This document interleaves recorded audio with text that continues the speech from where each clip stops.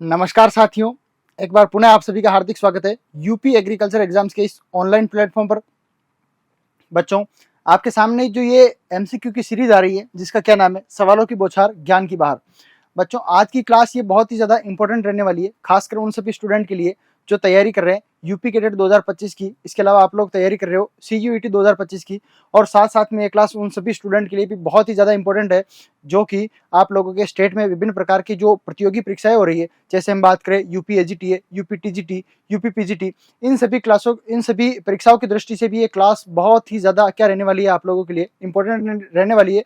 तो बच्चों, हम पहले सवाल की ओर बढ़े उससे पहले मैं आप लोगों से एक रिक्वेस्ट कर देना चाहता हूं कि आप लोग क्या करो, इस क्लास को ज़्यादा से ज़्यादा अपने सभी मित्रों के साथ, अपने सभी सहपाठियों के साथ इस क्लास को ज़्यादा से ज़्यादा शेयर करें, ताकि वह भी इस क्लास का पूर्णतया एक तरीके से आनंद ले पाए, इसका पूरा फायदा ले पाए। तो बच्चों, आप जो लोग जिस भी सोशल मीडिया प्लेटफॉर्म का आप लोग इस्तेमाल करते हो, यूज़ करते हो, आप लोग उसको, इस क्लास को उन सभी प्लेटफॉर्म पर आप लोग शेयर कर सकते हो। साथ ही साथ जो भी हमारे साथ नए साथी जुड़े हैं उनसे मेरी रिक्वेस्ट रहेगी कि आप लोग क्या करो, ज़्यादा से ज़्यादा हमारे चैनल को सब्सक्राइब करो और इस क्लास को लाइक भी जरूर करिएगा। ठीक है बच्चों, हम बढ़ रहे हैं अपने पहले सवाल की ओर। पहला सवाल हमारे सामने आ चुका है। कि किसी स्थान विशेष की अल्पकालिक वायुमंडलीय दशा क्या कहलाती है। हमको क्या पूछ रहा है ये, हमको क्या पूछ रहा है, एक तरीके से यदि हम इसको देखें तो मौसम और जलवायु वाले चैप्टर से ये हमारा सवाल है। सवाल क्या है हमारे सामने कि किसी स्थान विशेष की अल्पकालीन वायुमंडलीय दशा क्या कहलाती है हमारे लिए। क्या वह जलवायु कहलाती है, क्या वह वायुमंडल कहलाता है, क्या वह मौसम कहलाता है, या फिर क्षोभ मंडल कहलाता है।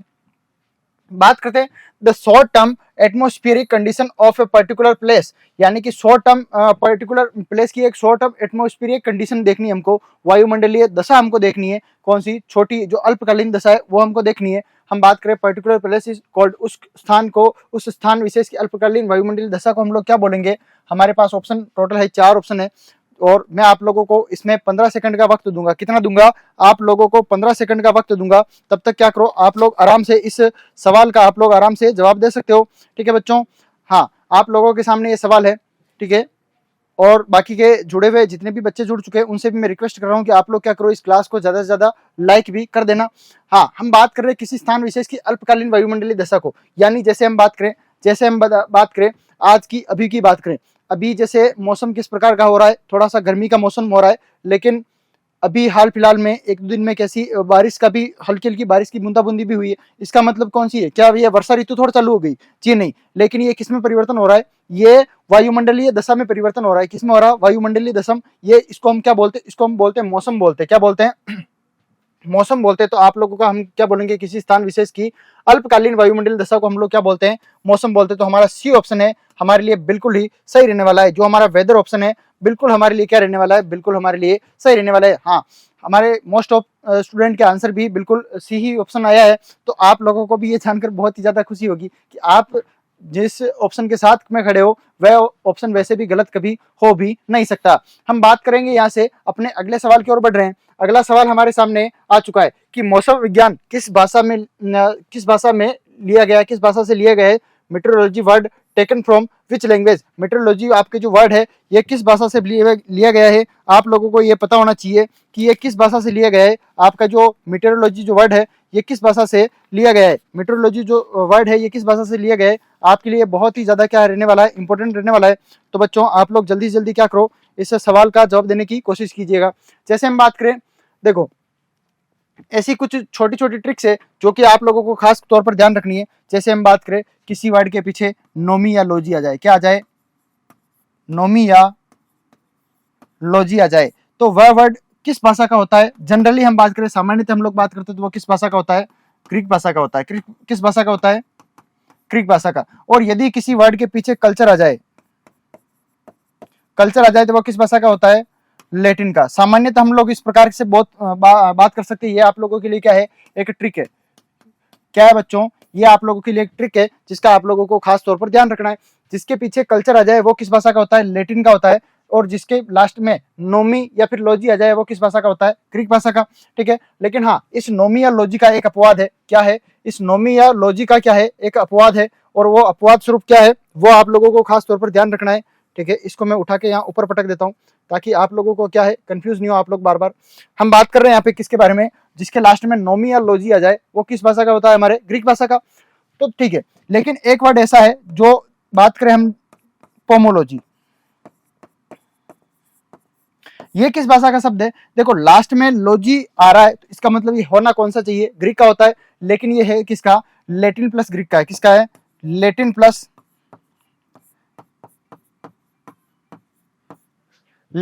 ग्रीक। हम लोग इसको इसलिए बोलेंगे क्योंकि लास्ट में लॉजी आ रहा है, ये किस भाषा का शब्द है, आप लोगों के ग्रीक का शब्द है, लेकिन ये पोमम आ रहा है। ये पोमो किससे मिलकर बना है, POMU, पोमम प्लस लॉजी से मिलकर बना है। ये लॉजी है ग्रीक है, लेकिन ये पोमम है, ये वर्ड किसका है, ये लैटिन भाषा का है। इसीलिए हमारा जो पोमोलॉजी शब्द है जो लैटिन प्लस ग्रीक भाषा का शब्द है, अन्यथा बाकी सारे के सारे वर्ड किस प्रकार के आप लोगों के ग्रीक भाषा के शब्द है। ठीक है, जो हमारे एग्रीकल्चर में जो मोस्ट ऑफ वर्ड यूज होते हैं उनकी मैं यहाँ पे बात कर रहा हूँ। बाकी जिनके लास्ट में कल्चर आ जाए वो किस भाषा का होगा, लैटिन का।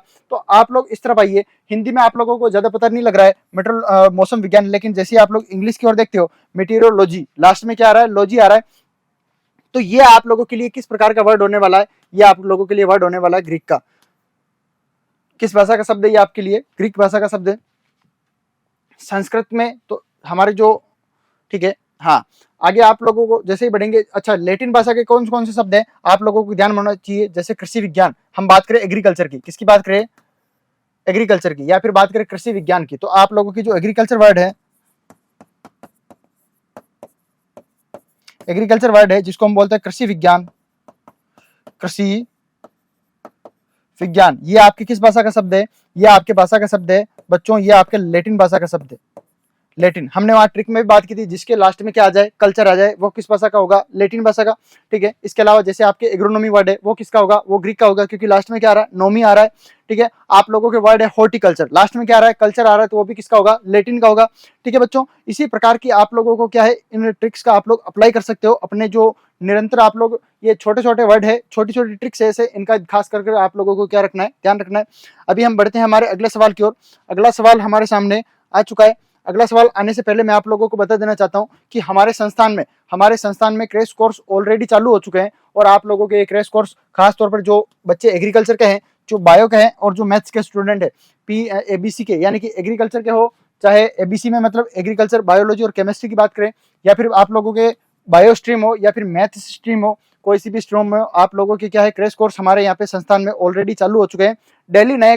डेली नए जो बैचेज है वो रन हो रहे हैं। तो आप लोग अपना समय यूं ही खाली व्यर्थ ना गवाए, आप लोग क्या करो, तुरंत ही यहाँ पे एनरोल कर सकते हो, एडमिशन ले सकते हो। बात करें यहाँ पे CUET की तैयारी करवाई जा रही है, किसकी तैयारी करवाई जा रही है, CUET की, साथ साथ में आपके BCEC, MPPAT आप लोगों के और UP कैडेट की तैयारी भी यहाँ पे करवाई जा रही है। तो बच्चों आप लोग भी ज्यादा से ज्यादा संस्थान के साथ जुड़ सकते हो। नीचे बायो में दिए गए नंबर पर आप लोग कॉन्टेक्ट करके अपना एडमिशन बिल्कुल आप लोग अपनी सीट को रिजर्व कर सकते हो। बात करते हैं यहाँ पे नए batch, online as well as offline दोनों ही मोड में यहाँ पे चल रहे हैं। इसके अलावा आप लोगों के नए बैच भी रेगुलर, यानी कि प्रतिदिन नए बैच यहाँ पे रन हो रहे हैं। हम बात करते हैं ऑनलाइन और ऑफलाइन दोनों ही मोड यहाँ पे उपलब्ध है। साथ में हिंदी और इंग्लिश दोनों ही मीडियम में अलग अलग सेपरेट बैचेस आप लोगों को अलग अलग मिल जाते हैं। तो बच्चों यहाँ से अब हम आगे बढ़ते हैं अपने अगले सवाल की ओर। अगला सवाल हमारे सामने आ चुका है, जो कि बहुत ही ज्यादा क्या रहने वाला है, आप लोगों के लिए इंपॉर्टेंट रहने वाला है। बच्चों, भारत में मौसम विज्ञान का जनक कौन है, भारत में मौसम विज्ञान का जनक आप लोगों के लिए कौन है,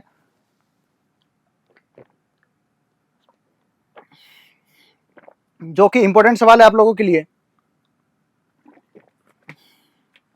आपको इसके लिए मैं पूरे 15 सेकंड का वक्त दूंगा। कितने? पूरे 15 सेकंड का वक्त दूंगा। तब तक आप लोग इसमें आराम से अपना जवाब दे सकते हो। भारत में मौसम विज्ञान का जनक कौन है? तो आप लोगों के लिए क्वेश्चन क्या है कि भारत में मौसम विज्ञान का जनक कौन है? क्या वह DN वालिया है, या फिर LA रामदास है, क्या वह अल्बर्ट हावर्ड है, या फिर HS पृथ्वी है? कौन है जो आप लोगों के क्या है भारत के अंदर मौसम विज्ञान का जनक है? Who is the father of metrology in India? आप लोगों के ऑप्शन क्या है? DN वालिया, LA रामदास, इसके अलावा अल्बर्ट हावर्ड, और क्या है HS पृथ्वी। तो इन सभी में से आप लोगों के क्या है जो भारत में मौसम विज्ञान के जनक आप लोगों के कौन कौन से हैं? हाँ, कौन है? तो आप लोग, अच्छा मैं कमेंट देख पा रहा हूँ, कमेंट में मुझे मिल रहा है एक तो A ऑप्शन मिल रहा है और एक B ऑप्शन मिल रहा है। A और B में काफी ज्यादा कंफ्यूजन चल रहा है। बात करते हैं, देखें कौन सा आप लोगों का क्या है सही आंसर रहने वाला है। आप लोगों के एल ए रामदास है या फिर कौन है, डीएन वालिया, अभी हम चर्चा कर लेंगे। तो देखो हम बात करते हैं मीटरोलॉजी की, बात करते हैं या फिर बात करते हैं मौसम विज्ञान की। मौसम विज्ञान की आप लोगों के, हम किसकी बात करें, मीटरोलॉजी की।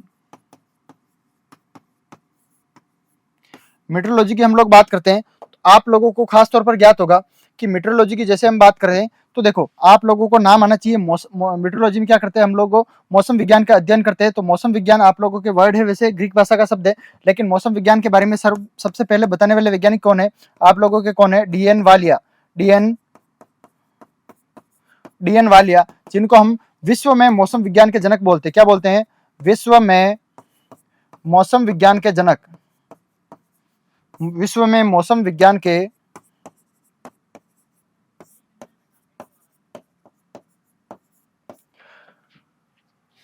Father of meteorology in world. Father of meteorology in world कौन है, हमारे डीएन वालिया है। यदि हम भारत की बात करें कि भारत में मौसम विज्ञान के जनक कौन है, तो आप लोगों के एक नाम आता है। नाम आप लोग देखते हैं, जैसे ही देखते हो कि हाँ कि ये तो वास्तव में कौन सा नाम है, भारतीय नाम ही है, एल ए रामदास। आप लोग जैसे ही नाम पढ़ते हो तो भी आप लोगों को कुछ कुछ आइडिया लग जाता है। कई बार ऐसा ही होता है कि हम जनरली नाम पढ़ते हैं तो फिर भी हम लोगों को आइडिया लग जाता है कि वे इंसान कहाँ का हो सकता है। जैसे मैं बात करूँ लियोन लॉन्गपिंग, ये कहाँ के वैज्ञानिक है, आप लोगों को पता चल रहा है कि ये वैज्ञानिक कैसे चाइनीज नाम है, तो चाइना के होंगे, कहाँ के होंगे, चाइना के होंगे। हम बात करें इसी प्रकार एल ए रामदास, इस प्रकार के नाम आप लोगों को कहाँ देखने को मिलते हैं, तो इंडिया में आप लोगों को देखने को मिलते हैं। तो इनको भारत में मौसम विज्ञान के जनक कहते हैं। किस, मौसम विज्ञान के जनक कहते हैं। कहां पे, भारत में मौसम विज्ञान के जनक हम लोग किसे बोलते हैं, एल ए रामदास को बोलते हैं। ठीक है बच्चों, और डीएन वालिया को कहां बोलते हैं, विश्व में मौसम विज्ञान के जनक हम लोग किससे बोलते हैं, डीएन वालिया को बोलते हैं। ठीक है, यहां से अब हम लोग आगे बढ़ेंगे। यहाँ से अब हम क्या करेंगे, आगे बढ़ेंगे। उससे पहले हम यहाँ पे कुछ और भी चर्चा कर लेते हैं।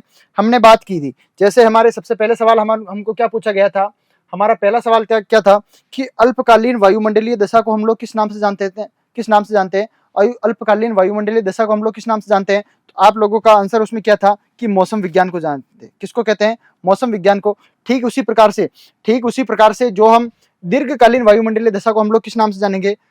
नई स्लाइड ले लेते हैं, फिर हम उसमें बात करते हैं। यहाँ पे देखो हमने क्या बात की थी, मौसम विज्ञान के लिए हमने क्या लिखा था, किसके लिए, मौसम विज्ञान के लिए हम लोगों ने क्या लिखा था। हमारा क्वेश्चन क्या था, सवाल हमारे सामने क्या था कि अल्पकालीन, क्या था, अल्पकालीन वायुमंडलीय दशा को, अल्पकालीन वायुमंडलीय दशा को क्या कहा जाता था, मौसम विज्ञान कहा जाता है। क्या कहा जाता है बेटा, मौसम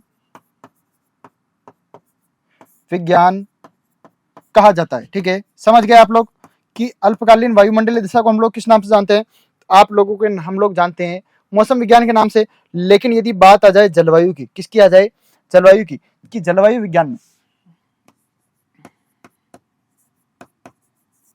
जलवायु विज्ञान किसे कहते हैं, जलवायु विज्ञान हम लोग किसे कहते हैं, तो हम लोग बात करते हैं, हम लोग इसमें किसकी बात करेंगे, दीर्घ स्थान की। उसमें क्या रहेगा, अल्पकालीन वायुमंडलीय दशा को, लेकिन अल्पकाल में, और क्षेत्र भी कैसा होगा, सीमित क्षेत्र होगा। लेकिन जब यदि हम दीर्घ जलवायु विज्ञान की बात करें तो इसमें हम लोग क्या परिभाषा लिख सकते हैं कि जो हमारा क्षेत्र है वो भी क्या होना चाहिए, ज्यादा होना चाहिए। ठीक है, स्थान, ठीक है ना, हम बात करेंगे यहाँ पे, यानी कि दीर्घ स्थान की, दीर्घकालीन, यानी कि, या फिर हम लिख सकते हैं बड़े भूभाग पर, बड़े भूभाग पर दीर्घकालीन वायुमंडलीय दशा को हम लोग क्या बोलते हैं, जलवायु विज्ञान कहते हैं। क्या कहते हैं, जलवायु विज्ञान कहते हैं। बड़े भूभाग पर दीर्घकालीन वायुमंडलीय दशा को हम लोग क्या बोलते हैं, हम लोग बोलते हैं जलवायु विज्ञान बोलते हैं। अच्छा, आप लोगों के लिए ये भी इंपॉर्टेंट है, यहाँ पे ये भी कुछ कुछ इंपॉर्टेंट है, कुछ क्या बहुत ही ज्यादा क्या है आप लोगों के लिए इंपॉर्टेंट है कि दीर्घकाल, हमने बात की थी कब, दीर्घकाल की बात की थी। दीर्घकाल यानी कि हमको कितने समय तक, कितने समय की हम लोग स्टडी करनी पड़ेगी हमको, तो हमको स्टडी करनी पड़ेगी बच्चों 31 से लेकर 33 वर्ष तक के मौसम विज्ञान के आंकड़े, किसके, मौसम विज्ञान के आंकड़े हम लोग संग्रहित करते हैं, फिर उनका स्टडी करके हम लोग किसको बोलेंगे, जलवायु विज्ञान। क्योंकि हमने क्या बोला, बड़े भूभाग पर दीर्घकालीन वायुमंडलीय दशा, दशा कैसी है, दीर्घकालीन। और यदि जलवायु विज्ञान के जनक बोले, हम लोग क्या बोले, जलवायु विज्ञान के कौन है जनक, तो वो कौन है हमारे लिए, कौन है, कोपेन है। कौन है, कोपेन है। जबकि मौसम विज्ञान के जनक कौन है, आप लोगों के कौन थे, डीएन वालिया थे। कौन थे बच्चों आप लोगों के लिए, डीएन वाले थे। और भारत में कौन थे, एल ए रामदास थे, एल ए रामदास थे। ठीक है, ये आप लोगों के लिए कुछ जरूरी सूचना थी, क्या थी, आप लोगों के लिए बहुत ही नेसेसरी, यानी कि इंपॉर्टेंट पॉइंट्स लिखते हैं हम लोग इनको, हम इंपॉर्टेंट पॉइंट्स करके हम लोग इनको नोट कर सकते हो, लिख सकते हो आप लोग। और जिन भी स्टूडेंट को, मैं यहाँ से साइड में हटूंगा, तब आप लोग क्या कर सकते हो, आराम से इनको सुनहरे अक्षरों में इनको नोट कर सकते हो। ठीक है बच्चों,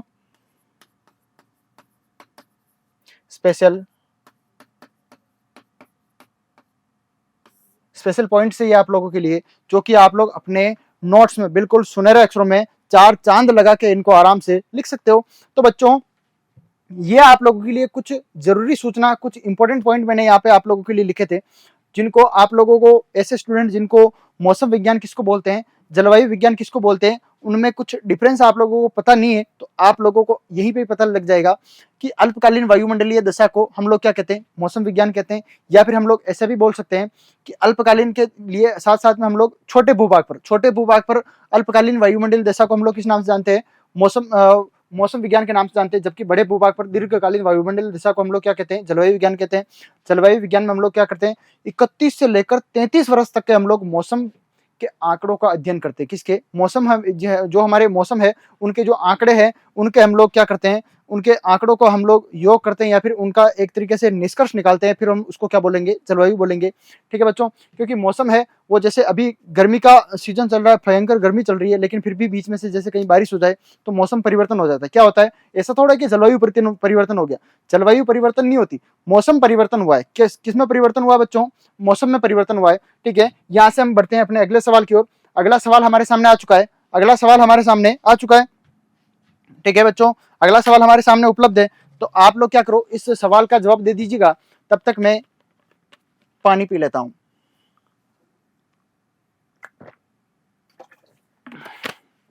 सवाल क्या है आप लोगों के सामने, आप लोगों के सवाल क्या है कि मृदा में कार्बन डाइऑक्साइड की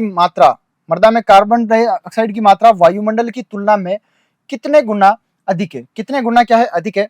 how many times the amount of carbon dioxide more in the soil than the atmosphere. यानी कि वायुमंडल की तुलना में, जैसे हम बात करते हैं कि वायुमंडल में नाइट्रोजन कितनी है, ऑक्सीजन कितनी है, कार्बन डाइऑक्साइड कितनी है। ठीक, हम इसी प्रकार से बात कर सकते हैं कि मृदा में भी इसी प्रकार से गैसें पाई जाती है। क्या पाई जाती है, गैसें पाई जाती है। तो वह कितनी पाई जाती है, ये हमारे लिए इंपॉर्टेंट है। हम बात कर रहे हैं यहाँ पे, क्वेश्चन हमको क्या बोल रहा है कि मृदा में कार्बन डाइऑक्साइड की मात्रा वायुमंडल की तुलना में कितने गुना अधिक है, ये हमारे लिए क्या है, आज का सवाल है।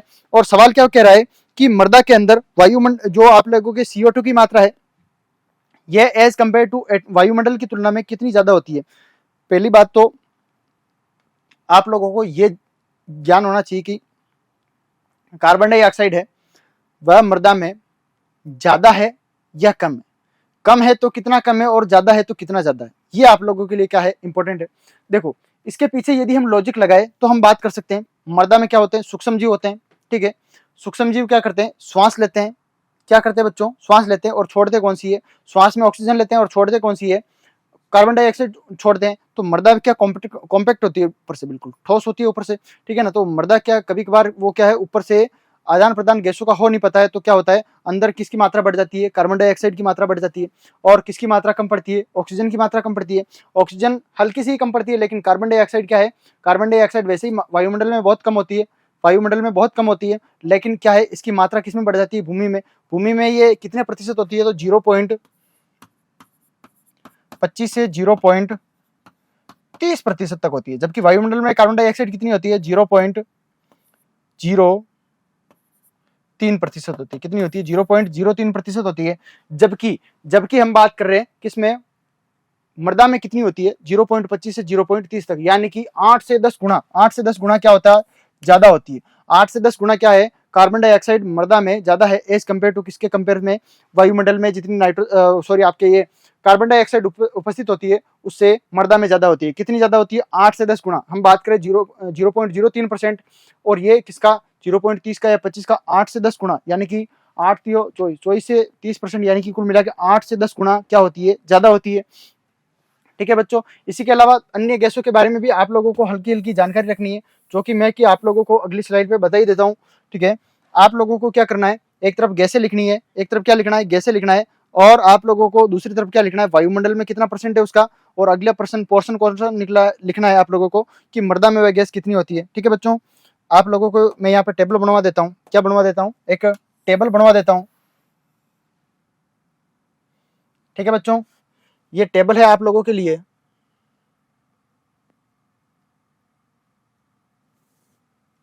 ओके, ये टेबल हमने यहाँ पे बात कर रहे हैं हम लोग। इसके अलावा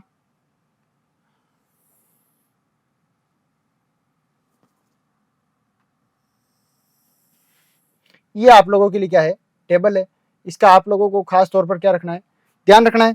तो बच्चों हम सबसे पहले बात करें, इस तरफ हमारे क्या आ जाएगी, गैसें आ जाएगी। ठीक है, गैसें आ जाएगी, और यहाँ पे इस पोर्शन में कौन सा आ जाएगा कि वायुमंडल में वह गैस कितने परसेंट है,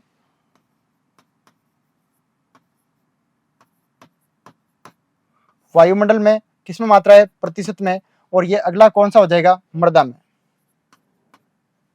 अगला कौन सा हो जाएगा,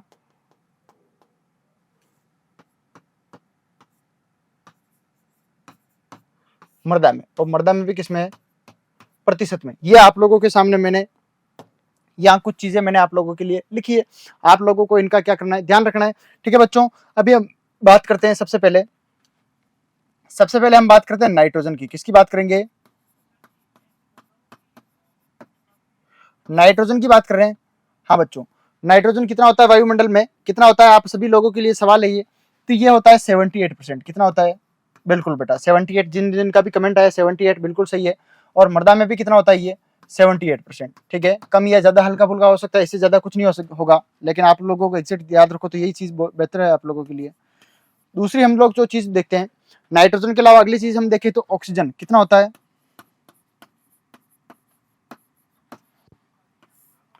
अगली चीज की हम लोग यदि बात करें, अगली चीज आप लोगों के लिए कौन सी है, कौन सी आप लोगों के लिए, इसको घुमा दो।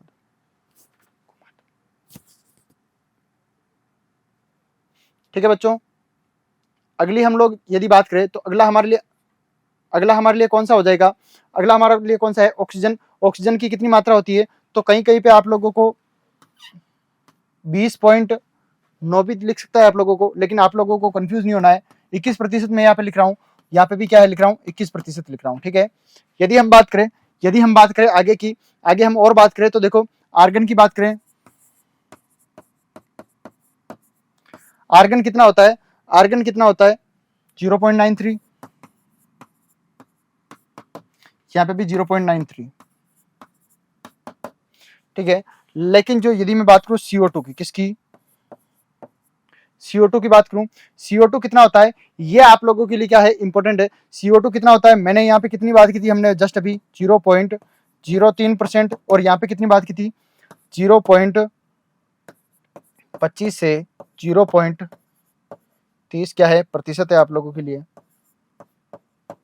ये हमने यहाँ पे बात की थी कि मृदा में कार्बन डाइऑक्साइड कितनी होती है, और आप लोगों के वायुमंडल में कितनी होती है। कुछ और याद रहे कि नहीं रहे, आप लोगों को CO2 तो हमेशा याद रखनी है। इसमें 5 स्टार लगा सकते हो आप लोग, कितने स्टार, 5 स्टार, 5 चांद आप लोग इसमें आराम से लगा सकते हो। हाँ, वैसे नाइट्रोजन 78 होती है, इसमें कम या ज्यादा हो सकती है। ऑक्सीजन कम होती है, ऑक्सीजन क्या होती है, कम होती है, 21%। मैंने यहाँ पे लिखा है, वैसे तो ये 21 से अभी वर्तमान में कम चला गया है, लेकिन आप लोगों के लिए मैंने यहाँ पे कितना लिखा है, 21 लिखा है, और ये यहाँ पे 21 से हल्का सा कम होता है, ठीक है, लेकिन फिर भी मैंने आप लोगों के लिए यहाँ पे पूरा पूरा लिख दिया है। खासकर आर्गन 0.93 ये भी हल्का सा कम हो सकता है, ठीक है। CO2 क्या होता है, ये ज्यादा होता है, 8 से 10 गुना ज्यादा होता है, 8 से 10 गुना अधिक होता है, किसके कंपेयर में, वायुमंडल से 8 से 10 गुना ज्यादा होता है, ठीक है बच्चों। अभी हम बढ़ते हैं हमारे अगले सवाल की ओर। अगला सवाल हमारे सामने आ चुका है कि वायुमंडल की सबसे ऊपरी परत का क्या नाम है। वायुमंडल की सबसे ऊपरी परत का क्या नाम है, और ऊपरी परत का नाम याद होने के लिए आपको जो इसकी जो कुल परतें हैं वह कितनी है, वह भी आप लोगों को क्या होना चाहिए, ज्ञान होना चाहिए कि वायुमंडल में टोटल कितनी परतें हैं, ये आप लोगों को क्या होना चाहिए, ज्ञान होना चाहिए। तभी आप लोग सबसे ऊपर वाली परत का आप लोग नाम ले सकते हो, ठीक है बच्चों। अभी हम बात करते हैं तो कौन कौन सी परत है जो सबसे ऊपर की ओर पाई जाती है। आप लोगों के सामने टोटल 4 ऑप्शन है कि वायुमंडल की सबसे ऊपरी परत का क्या नाम है। तापमंडल है, समतापमंडल है, या फिर क्षोभ मंडल है, या फिर मध्य मंडल है। What is the name of the uppermost layer of atmosphere, यानी कि अपरमोस्ट लेयर का नाम क्या है, ये आप लोगों के लिए क्या है, आज का सवाल है। हाँ, थर्मोस्फियर है, स्ट्रेटोस्फियर है, या फिर ट्रोपोस्फियर है, या फिर मीजोस्फियर है। आप लोगों के सामने ये सवाल आ चुका है, और ये मैं आप लोगों को इसके लिए 15 सेकंड का वक्त देता हूँ। कितना देता हूँ, 15 सेकंड का वक्त है आप लोगों के पास। तब तक आप लोग क्या कीजिए, इस सवाल का जवाब दे दीजिएगा। कितना है आपके पास, 15 सेकंड का आपके पास वक्त है।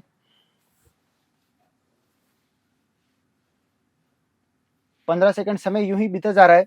सबसे जो निचली वाली लेयर है उसका नाम मैं आपको बता देता हूं, उसका नाम है क्षोभ मंडल। क्या है, क्षोभ मंडल। सबसे नीचे वाली लेयर है उसका नाम है, लेकिन जो सबसे ऊपरी लेयर है, सबसे ऊपर की ओर जो लेयर है उसका नाम क्या है, ये आप लोगों के लिए क्या है, बहुत ही ज्यादा इंपॉर्टेंट रहने वाला है। हाँ, उसका नाम क्या है आप लोगों के लिए, क्या थर्मोस्फियर है, क्या स्ट्रेटोस्फियर है, क्या ट्रोपोस्फियर, यानी कि क्षोभ मंडल। क्षोभ मंडल तो सबसे नीचे वाली परत है, बाकी की बची हुई परत कितनी हो गई, 3 और नाम है। उनमें से आप लोगों का जो सबसे ऊपर वाली परत है उसका नाम आप लोगों का उन तीनों में से ही कोई एक है। जल्दी जल्दी आप लोग जवाब दे दीजिएगा। मोस्ट ऑफ स्टूडेंट के जवाब आ रहे हैं, ए भी आ रहा है, हाँ ए आ रहे हैं। देखो भी हम भी बात कर लेते हैं कि कौन सा आप लोगों का है वो सही जवाब रहने वाला है। तो बच्चों, आप लोगों ने तापमंडल बोला है, बिल्कुल आप लोगों का क्या रहने वाला है, सही रहने वाला है। हम यहाँ पे चर्चा कर लेते हैं। तो देखो, वायुमंडल की जो सबसे नीचे वाली परत होती है ना, उसका नाम होता है क्षोभ मंडल। क्या होता है, ठीक है, कौन सी है, क्षोभ मंडल, जिसको हम बोलते हैं ट्रोपोस्फियर। क्या बोलते हैं,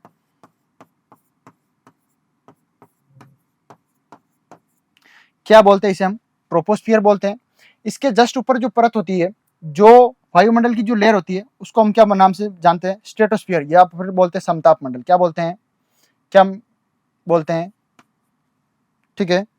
आप लोगों के जो ट्रोपोस्फियर के ऊपर कौन सी लेयर होती है, समताप मंडल।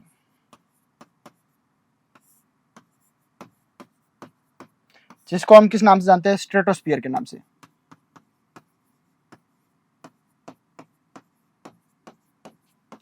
किसके नाम से जानते हैं बच्चों, स्ट्रेटोस्फियर के नाम से जानते हैं। और जो आपके बची हुई, उसके अलावा 2 आप लोगों के परतें और है, 2 परतें और है, जिसका नाम क्या है। तो देखो, इसके ऊपर आप लोगों के पाया जाता है मध्य मंडल। कौन सा पाया जाता है, मध्य मंडल, जिसे हम नाम से जानते हैं मीजोस्फियर के नाम से। किसके नाम से,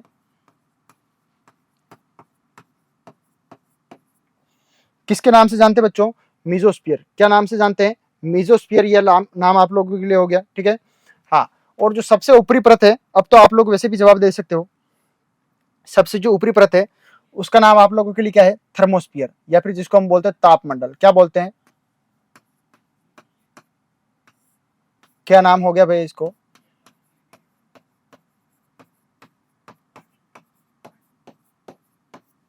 क्या नाम हो गया, थर्मोस्फियर। ये 4 लेयर हमारे पास टोटल है। कितनी लेयर है बच्चों, 4 लेयर हमारे पास है टोटल। 4 लेयर हो गई हमारे पास, क्षोभ मंडल, समताप मंडल, मध्य मंडल, और कौन सा है, तापमंडल। चारों लेयर के नाम मैंने यहाँ पे लिख चुके हैं।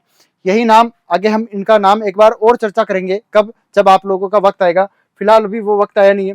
हम बात करते हैं यहाँ पे, तो हमारा यहाँ पे आंसर कौन सा हो जाएगा, थर्मोस्फियर। कौन सा हो जाएगा, सबसे ऊपरी परत कौन सी है, तापमंडल, जिसको हम थर्मोस्फियर के नाम से भी जानते हैं, ठीक है बच्चों। वायुमंडल की सबसे ऊपरी परत का क्या नाम है, तो आप लोगों के लिए क्या नाम है, क्या नाम बच्चों आपके लिए, तापमंडल। बिल्कुल बिल्कुल, मोस्ट ऑफ स्टूडेंट के सही आंसर है। इसी प्रकार आप लोग भी क्या कीजिए, अपने आंसर कमेंट बॉक्स में जरूर डाला कीजिए। इससे बहुत सारे फायदे होते हैं और सबसे ज्यादा महत्वपूर्ण फायदा तो यही है कि एक तो आपके अंदर का डर गायब होगा। क्या गायब होगा? डर। इसके साथ साथ ये तो चलो साथ में आप लोगों को गिफ्ट में मिल रहा है कि डर का गायब होना, ये तो साथ में गिफ्ट में मिल रहा है, लेकिन जो सबसे महत्वपूर्ण, जो हम आप सभी विद्यार्थियों के लिए सबसे महत्वपूर्ण क्या है? आप लोगों की गलतियां पकड़ना। गलतियां कब पकड़ में आती है? जब आप लोग करोगे गलतियां, तभी पकड़ में आएगी। बाकी गलतियां कोई पकड़ में थोड़ा आती है क्या? ठीक है ना? इसीलिए आप लोग क्या करो, ज्यादा से ज्यादा जवाब दिया करो। ज्यादा से ज्यादा जवाब दोगे तो ज्यादा से ज्यादा गलतियां करोगे। यहाँ पे ज्यादा गलतियां करोगे तो आप लोग यहीं पे सीख जाओगे, और यही क्वेश्चन आप लोगों के सीधा उठ के एग्जाम में आ जाता है। तो फिर आप लोग वहां पे गलती नहीं करोगे, क्योंकि आप लोगों ने पहले ही ये चीज देख चुके हो कि गलतियां यहाँ पे कैसे होती है। ठीक है ना? यदि आप लोगों ने जवाब ही नहीं दिया है तो हो सकता है आप लोग क्लास लेने के बाद तुरंत ही, आज नहीं तो कल, कल नहीं तो परसों तक आप लोग वैसे ही भूल जाओगे। इससे अच्छा है कि आप लोग क्या करो, अगर आप लोगों को ये सवाल आता है तो आप लोग तुरंत ही कमेंट बॉक्स में इसका जवाब दिया करो। इससे आप लोगों के जो आप लोगों के एक तरीके से हम बात करें तो आप लोग कितने एक्टिव हो वो भी यहाँ पे पता लग जाता है। ठीक है बच्चों, यहाँ से हम आगे बढ़ते हैं अपने अगले सवाल की ओर। अगला सवाल हमारे सामने आ चुका है कि वायुमंडल की सबसे निचली परत का क्या नाम है? अभी निचली परत का नाम हमने ले लिया था। वैसे निचली परत का सबसे नाम कोई क्या है? आप लोगों के लिए क्या रहने वाला है? क्षोभ मंडल, या फिर बात क्या हो गई? ट्रोपोस्फियर की। किसकी बात हो गई? ट्रोपोस्फियर की। हमने यहीं पे नाम ले लिया था, ट्रोपोस्फियर या फिर क्षोभ मंडल। तो हम यहाँ पे एक ही टिक में इसको यहाँ से क्लिक कर सकते हैं। सबसे निचली परत कौन सी है? क्षोभ मंडल। क्या कौन सी परत हो गई? क्षोभ मंडल, जिसको हम बोलते हैं ट्रोपोस्फियर। क्या बोलते हैं? ट्रोपोस्फियर। यहाँ से हम बढ़ते हैं अगले सवाल की ओर। उससे पहले मैं आप लोगों को बता देना चाहता हूँ कि हमारे संस्थान में क्रैश कोर्स के बैचेस ऑलरेडी चालू हो चुके हैं। डेली नए बैच रन हो रहे हैं। आप लोग भी यदि अपना अभी तक आपने कहीं पे एडमिशन नहीं लिया है तो आप लोग सीधे हमारे संस्थान के साथ हमारी कोचिंग के साथ आप लोग सीधे जुड़ सकते हैं। और ये मैं ऐसा नहीं कहता कि आप लोग यहीं एडमिशन लो। ठीक है ना? क्यों? क्योंकि हमारा रिजल्ट बोलता है। क्या बोलता है? हमारा रिजल्ट बोलता है, हम नहीं है, हमारा रिजल्ट बोलता है कि हमारी कोचिंग ऑल इंडिया में एग्रीकल्चर कोचिंग के मामले में नंबर 1 कोचिंग है। और इतने ज्यादा हमने सिलेक्शन ऑलरेडी दे दिए हैं। देश की आप लोग टॉप मोस्ट यूनिवर्सिटीज आप लोग ढूंढोगे तो आप लोगों को वहां पे हमारे संस्थान के, हमारे द्वारा पढ़ाए गए आप लोगों को छात्र आप लोगों को मिल जाएंगे। तो बच्चों हम लोग बात करते हैं यहाँ पे क्रैश कोर्स की। क्रैश कोर्स CUET का ऑलरेडी कोर्स यहाँ पे चालू हो चुका है, और आप लोगों के क्रैश कोर्स यूपी कैडेट के भी कोर्स चालू है। तो बच्चों यदि आप लोग CUET का कोर्स खरीदते हो तो आप लोगों को क्या क्या फैसिलिटी मिलती है, इसका भी हम लोग एक बार यहाँ पे जिक्र कर लेते हैं। देखो, तो आप लोगों को ऑफलाइन क्लासरूम लाइव बैच मिलेगा। यानी कि कैसे, मैं समझाता हूँ आप लोगों को। जैसे ऑफलाइन में बच्चे पढ़ते हैं तो आप लोगों को भी वहीं से ही लाइव दिया जाता है। ऐसा नहीं है कि ऑनलाइन वालों को अलग से पढ़ाया जाता है, ऑफलाइन वालों को अलग से पढ़ाया जाता है। ऐसा नहीं होता है कि बच्चे ऐसा बहुत सारे ये भी दिक्कत आती है ऑनलाइन वालों की कि सर हमको तो अलग से पढ़ाते हैं तो हमको तो कम कंटेंट दिया जाता है। ऐसा कुछ भी नहीं है। ऑफलाइन जो ऑफलाइन बैच चल रहा है वहीं से ही आप लोगों को लाइव होती है। जो उनको पढ़ाया जाता है, जो उनको बात बताई जाती है, वही भी आप लोगों तक पहुंच जाती है। इसके बाद हम बात करते हैं course completed by 12th plus expert faculties, यानी कि 12 से भी ज्यादा हमारे पास एक्सपर्ट फैकल्टी है जो कि ये कोर्स आप लोगों को पूरा करवाती है। इसके अलावा if for some reason you did not attend the live class, यानी कि किसी भी कारणवश, किसी भी परिस्थितिवश आप लोग यदि लाइव क्लास में नहीं जुड़ पाते हो तो आप लोगों के पास मौका रहता है कि आप लोग क्या करो, जैसे ही क्लास कंप्लीट होती है, क्लास तुरंत ही आप लोगों के कहाँ अपलोड हो जाती है, ऐप में अपलोड हो जाती है। आप लोग उस क्लास को वापस, यानी कि रिकॉर्ड क्लास भी आप लोग आराम से देख सकते हो, और रिकॉर्ड क्लास को तो आप 1000 बार भी देखो, कोई भी दिक्कत नहीं आती है। ठीक है? इसके अलावा हम लोग बात करें 4K panel PDF will be available written by faculty. जैसे मैं बात करूं आप लोगों को, मैं यहाँ पे जो चीजें मैं यहाँ पे लिखवा रहा हूँ, यही पैनल PDF आप लोगों को कहाँ मिल जाता है? इस YouTube क्लास की पैनल PDF आप लोगों को टेलीग्राम चैनल पर मिल जाता है, और टेलीग्राम चैनल की लिंक हमारे बायो में, यानी कि डिस्क्रिप्शन में आप लोगों को लिंक भी मिल जाएगी। और जबकि क्लासरूम वाली PDF आप लोगों को ऐप पर मिल जाएगी, क्लास के साथ साथ ये भी मिल जाता है। और DPP मिलती है, जिसको बोलते हैं डेली प्रैक्टिस पेपर, यानी कि क्लास के तुरंत बाद आप लोगों को डेली प्रैक्टिस शीट भी आप लोगों को अवेलेबल हो जाती है, मिल जाती है। Exercise sheet will be available, यानी कि एक्सरसाइज शीट भी आप लोगों को टॉपिक के जस्ट बाद आप लोगों को मिल जाती है। इसके बाद बात करें डाउट क्लासेस और प्रॉब्लम काउंटर भी आप लोगों को ये चीजें भी यहाँ पे मिल जाती है। यदि आप लोगों को क्लास के बाद किसी प्रकार का कोई डाउट है तो आप लोगों को अलग से डाउट काउंटर है। ठीक है? वीकली माइनर टेस्ट, हर हफ्ते आप लोगों को संडे आप लोग अपना जो भी आप लोगों ने हफ्ते भर में पढ़ा है उसका आप लोग अपना आकलन कर सकते हो। किसके द्वारा? टेस्ट के द्वारा। मंथली मेजर टेस्ट, मंथ में एक बार आप लोगों का क्या हो जाता है? मेजर टेस्ट भी हो जाता है। बात करते हैं टेस्ट सीरीज, यानी कि एग्जाम से जस्ट पहले आप लोगों का क्या है या महीने 2 महीने पहले आप लोगों की एक टेस्ट सीरीज का प्लान बन जाता है और उस प्लान के अकॉर्डिंग आप लोगों के टेस्ट होते रहते हैं। ठीक है बच्चों, आगे है रेगुलर मोटिवेशनल सेमिनार, यानी कि हमारे जो डायरेक्टर सर है निरंतर आप लोगों के मोटिवेशनल सेमिनार भी आप लोगों के होते रहते हैं, जिसमें कोई ना कोई एक्सपर्ट जो मोटिवेटर हो, कोई एक्सपर्ट मोटिवेटर हो, उनको बुलाते हैं और आप लोगों को क्या दिया जाता है, मोटिवेशन दिया जाता है। ये हमारे पास क्रैश कोर्स में ये सारी की सारी फैसिलिटी आप लोगों को मिल जाएगी। साथ साथ में आप लोगों के, यदि आप लोग यूपी कैडेट की भी तैयारी कर रहे हो, तो आप लोग यदि सीयूईटी का कोर्स परचेज करते हो, सीयूईटी का क्रैश कोर्स परचेज करते हो, तो आप लोगों को यूपी कैडेट का रिकॉर्डेड पूरा का पूरा कोर्स आप लोगों को साथ में फ्री में उपलब्ध हो जाएगा। और दोनों ही मीडियम के, हिंदी और इंग्लिश मीडियम के बैचेस हमारे पास उपलब्ध है। ठीक है बच्चों, यहाँ से हम अब बढ़ते हैं आगे अपने अगले सवाल की ओर। अगला सवाल हमारे सामने आ चुका है। देखो, रेडियो प्रसारण कौन से मंडल द्वारा किया जाता है? रेडियो प्रसारण क्या है, कौन से मंडल द्वारा किया जाता है? आप लोगों के पास ऑप्शन क्या है? आयन मंडल, क्षोभ मंडल, समताप मंडल और क्या है, मध्य मंडल। इन चारों मंडल में से आप लोगों का कौन सा आंसर है वो बिल्कुल सही होने वाला है। क्विक फास्ट, जल्दी जल्दी आप लोग क्या करो, रिप्लाई भी कर सकते हो। हाँ, जल्दी जल्दी आप लोगों को मैं 15 से 20 सेकंड का वक्त दूंगा, जिसमें आप लोग इस सवाल का जवाब आराम से दे सकते हो।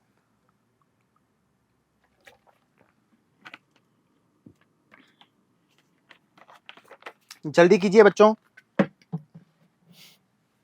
कहीं लेट नहीं हो जाए, उससे पहले आप लोग क्या करो, आंसर दे दीजिएगा।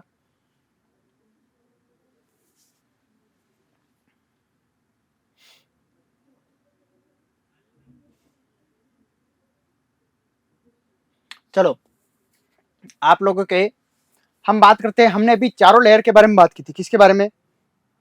चारों लेयर के बारे में हमने बात की थी कि ताप मंडल, मध्य मंडल, समताप मंडल और कौन सा है, क्षोभ मंडल। ताप मंडल, मध्य मंडल, समताप मंडल और क्षोभ मंडल, इन चारों लेयर के बारे में हमने बात की थी, विस्तार से हमने बात की थी कि जो आप लोगों का कौन सा है, जो ताप मंडल है, इस ताप मंडल की माना की चौड़ाई इतनी है, इनमें से जो इसकी निचली परत है उसका नाम है आयन मंडल। उसको हम क्या, किस नाम से भी जानते हैं? आयन मंडल के नाम से भी जानते हैं। आयन मंडल, जो आप लोगों के ताप मंडल है, उसकी जो निचली परत है उसको हम लोग किस नाम से जानते हैं? आयन मंडल के नाम से, जिसमें हमारे क्या रहते हैं, रेडियो उपकरण। क्या रहते हैं? रेडियो उपकरण। रेडियो उपकरण हमारे जो सैटेलाइट वगैरह होते हैं, ये पृथ्वी में कहाँ, और जो हमारे नेविगेट होते हैं कहाँ होते हैं, तो हमारे यहीं पे होते हैं। कहाँ पे? आयन मंडल में। आयन मंडल कहाँ पे होता है? तो आप लोगों का ताप मंडल का जो निचली परत होती है, किसके ऊपर? जस्ट मध्य मंडल के जस्ट ऊपर कौन सी परत होती है? आयन मंडल के नाम से जो हमारी परत है, यहाँ पे क्या होता है, यहाँ पे क्या होता है आप लोगों का, आप लोगों को क्या पाया जाता है? आयन मंडल नाम का एक परत पाई जाती है, जिसमें रेडियो उपकरण, यानी कि आपके जितने भी सैटेलाइट है सब आपको यहीं पे मिलेंगे। तो आप लोगों का जो ये सवाल है, सवाल क्या था आप लोगों का?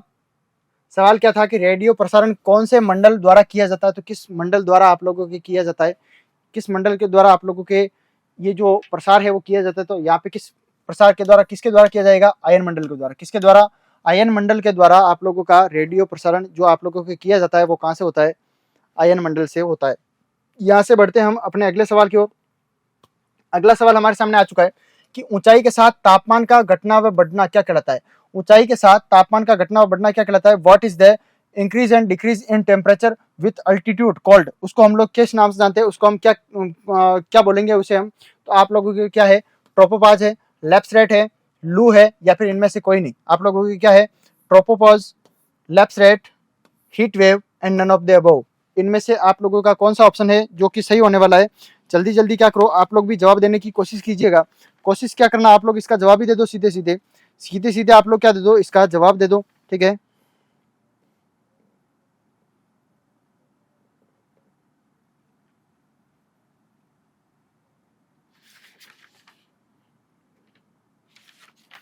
ठीक है बच्चों, उसे हम किस नाम से जानते हैं? उसे हम किस नाम से जानते हैं, ये भी आप लोगों के लिए क्या है, इंपॉर्टेंट है।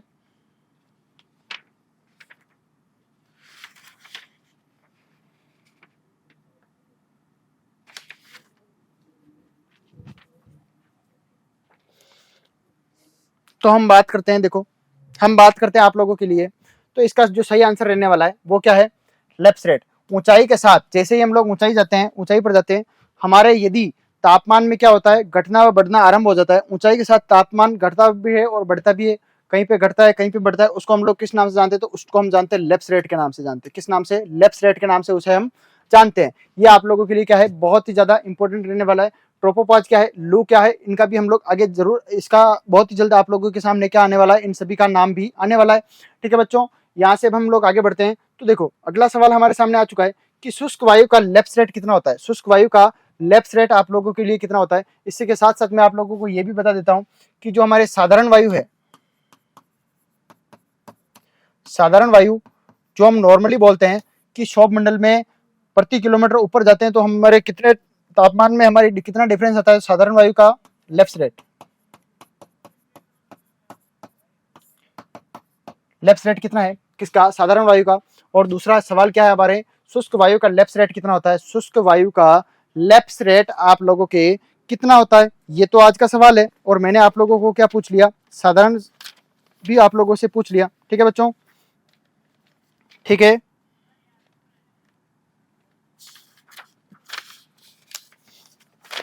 क्या बात हो गई हमारी, जो साधारण वायु है उसका लेप्स रेट कितना होता है? और आप लोगों के सवाल, बेसिकली सवाल तो आप लोगों के ये है शुष्क वायु का लेप्स रेट कितना होता है, लेकिन आप लोगों से मैंने क्या पूछ लिया, साधारण वायु का भी लेप्स रेट आप लोगों से पूछ लिया। तो हम जनरली इसकी बात करते हैं, जनरली हम इसकी बात करते हैं। देखो शुष्क वायु का जो लेप्स रेट होता है, हाँ मोस्ट ऑफ स्टूडेंट का जवाब आ रहा है बी आ रहा है और कुछ का जवाब सी आ रहा है। बी और सी में कंफ्यूज हो रहे हैं। अच्छा, कुछ का जवाब डी बी। तो देखो सारे के सारे ऑप्शन तो वैसे कंफ्यूज करने वाले ही है।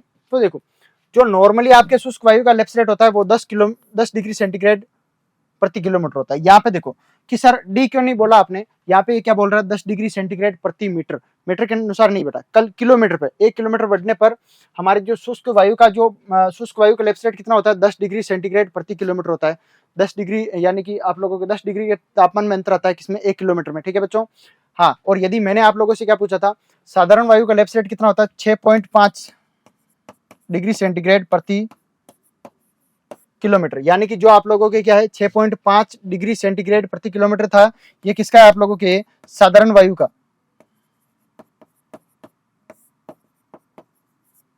साधारण वायु का लेप्स रेट है। साधारण वायु का लेप्स रेट कितना है आप लोगों के लिए? 6.5 डिग्री सेंटीग्रेड प्रति किलोमीटर, पर किलोमीटर आप लोगों के लिए क्या है? साधारण वायु का क्या रहने वाला है? आप लोगों के लेप्स रेट रहने वाला है। यदि हम इसको फ़ारेनहाइट में बोले, ये तो आपके किस में? डिग्री सेंटीग्रेड में है। यदि हम इसको किस में बोले, किस में बोले हम लोग इसमें आप लोगों को बोले, आप लोगों को ऐसा बोला जाए कि फ़ारेनहाइट में कितना होता है? ठीक है, तो आप लोगों के लिए कितना होता है? 3.5 डिग्री फ़ारेनहाइट प्रति 1000 फीट। 3.5 डिग्री फ़ारेनहाइट प्रति 1000 फीट। 1000 फीट की बात कर रहे हैं, ये किस में था? किलोमीटर में था। ठीक है बच्चों, यहाँ से अब हम बढ़ेंगे अपने अगले सवाल की ओर।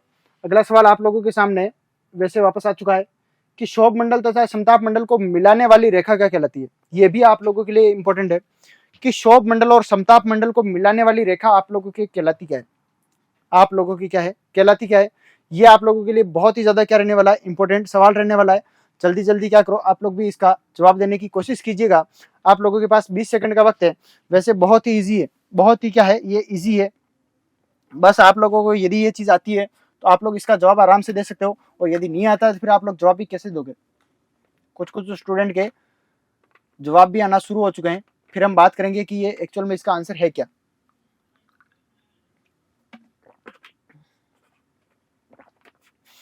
इसका आंसर आप लोगों के लिए क्या रहने वाला है? आप लोग भी जल्दी से जल्दी क्या करो, इसका आंसर दे दीजिएगा। तो बच्चों, तो स्टूडेंट्स, हम लोग क्या बात कर रहे थे?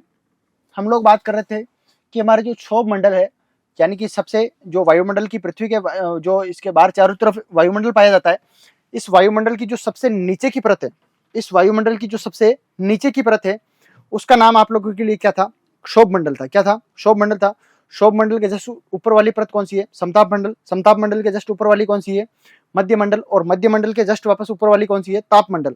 ठीक है, और ताप मंडल की ही और ताप और समताप मंडल के जस्ट ऊपर और ताप मंडल की सबसे निचली परत कौन सी है? आप लोगों के अयन मंडल के नाम से भी जानते हैं उसको। तो देखो हम बात करते हैं इसको, हम बात करते हैं। हमने जस्ट पहले अभी कुछ परतों के नाम लिखे थे, पता है क्या आप लोगों को? अरे पता है क्या? यस और नो?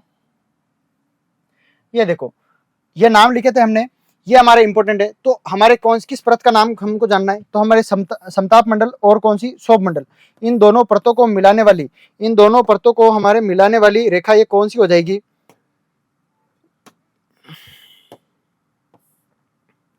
इन दोनों परतों को मिलाने वाली रेखा हमारे कौन सी हो जाएगी, यानी कि ये समताप मंडल है, ये शोभ मंडल है, इन दोनों को मिलाने वाली रेखा हमारे लिए किस नाम से जानी जाएगी, उसको हम लोग नाम उस नाम को हम लोग जानते हैं, आप लोगों के हम लोग उस नाम को जानते हैं, उसका नाम आप लोगों के लिए क्या है, ट्रोपोपाज। क्या है,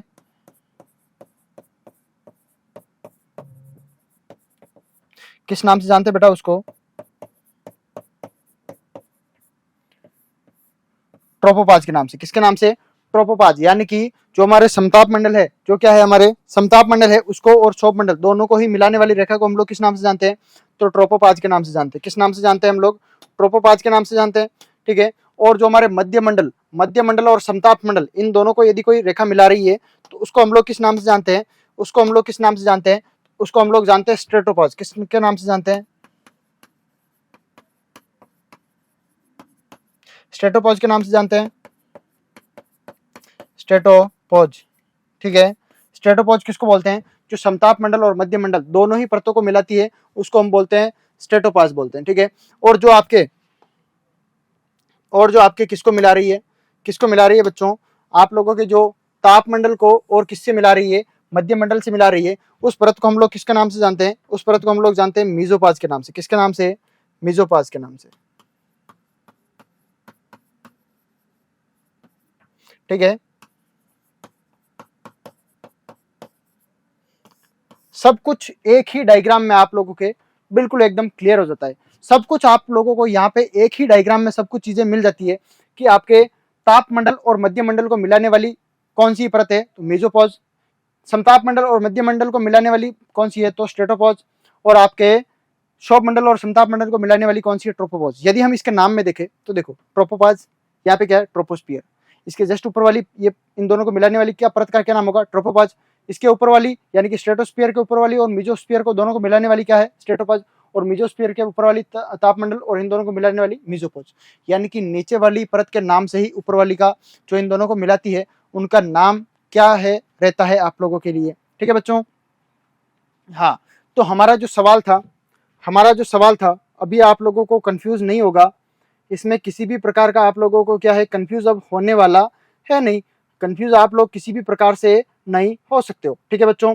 आप लोगों के क्या था, सवाल क्या था, शोभ मंडल तथा समताप मंडल को मिलाने वाली रेखा क्या कहलाती है, तो क्या कहलाती है आप लोगों के लिए, शोभ मंडल तथा समताप मंडल को मिलाने वाली रेखा आप लोगों के लिए क्या कहलाती है, लेफ्ट साइड किसको बोलते हैं, ऊंचाई के साथ तापमान घटना बढ़ना क्या कहलाता है, लेफ्ट साइड कहलाता है। ट्रोपोपाज किसको बोलते हैं, तो आप लोगों के लिए किसको बोलते हैं, शोभ मंडल और समताप मंडल को जोड़ने वाली रेखा बोल सकते हो, या फिर इन दोनों को मिलाने वाली जो परत है उसको हम क्या बोलते हैं, ट्रोपोपाज के नाम से बोलते हैं, ट्रोपोपाज। ठीक है। हाँ, अभी यही हमारा क्या है आज का अंतिम सवाल था। आज का अंतिम सवाल हमारे सामने हो चुका था ऑलरेडी ये।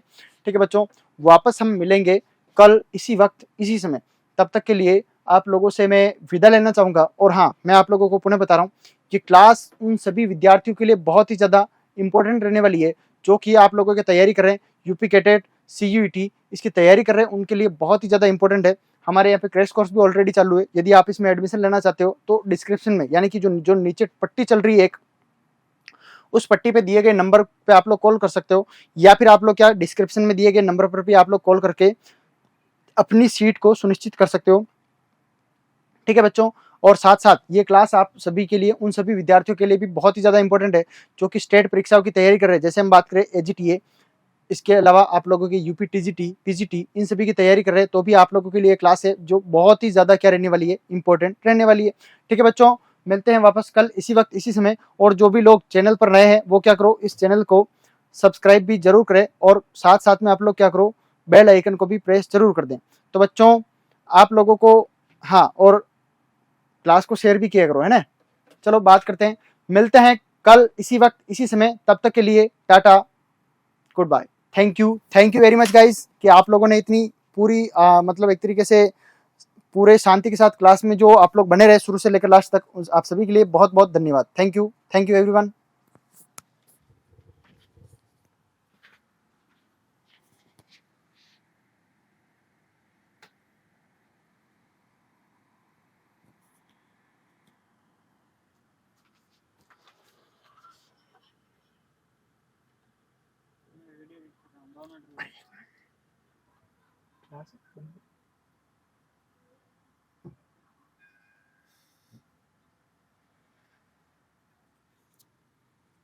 बंद करना है ना उसको।